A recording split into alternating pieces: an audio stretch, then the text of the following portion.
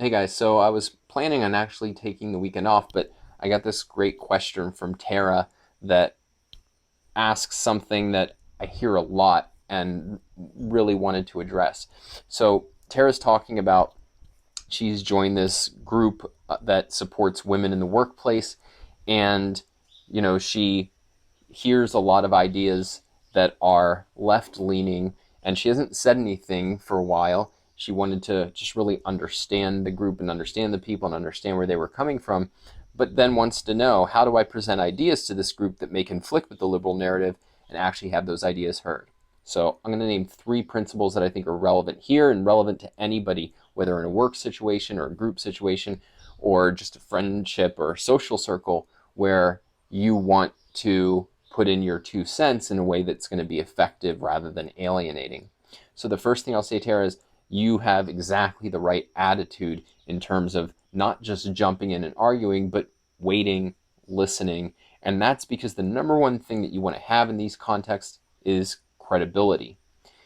Whenever somebody just comes out and objects to a view that a group takes as more or less self-evident, the makes a big difference if you have standing within that group, if you have credibility as a good, thoughtful person.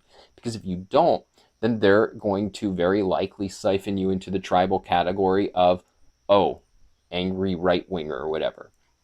And so taking the time to really listen, learn about your audience, and establish that credibility is going to make a huge difference. One of the things that we've heard again and again on my podcast, Liberty Unlocked, is that many people become exposed to pro-freedom ideas when they encounter them from somebody that they respect. So start with credibility. The second is pick your battles. And that means you don't have to argue about every idea you object to. Do it over things that you think are important and areas where you feel confident in your ability to articulate your views. So, for example, I might not dive into a discussion of climate change if I'm not really somebody who's thought about it and studied it a lot, even if I'm skeptical of the current fashionable ideas about climate catastrophism. Now, on the other hand, one of the things you can do, even if it's an issue where you don't feel fully confident in your ability to articulate it, if you know of a persuasive resource that you can recommend to people, say, for instance, Alex Epstein's Moral Case for Fossil Fuels, well, that, I think, can be a good approach as well.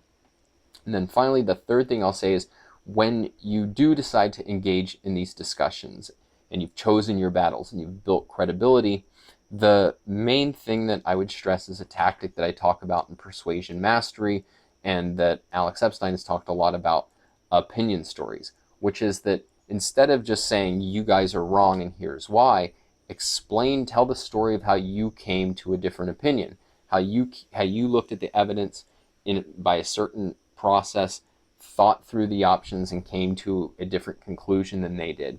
And the reason this is so effective is that it's completely non-threatening, because you're not saying that they should have your view. You're not telling them what they should think. You're just sharing why you think what you think. And when that comes from somebody that they respect, and it's on an issue that you've thought about and can articulate clearly, that can have a huge impact.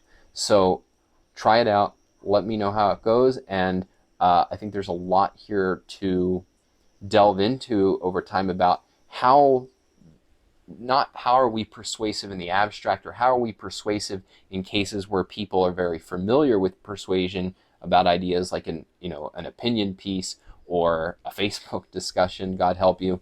But in these more sensitive, difficult contexts that one has to navigate, I think there's a lot to learn, a lot to discover. So talk to you soon, and best wishes.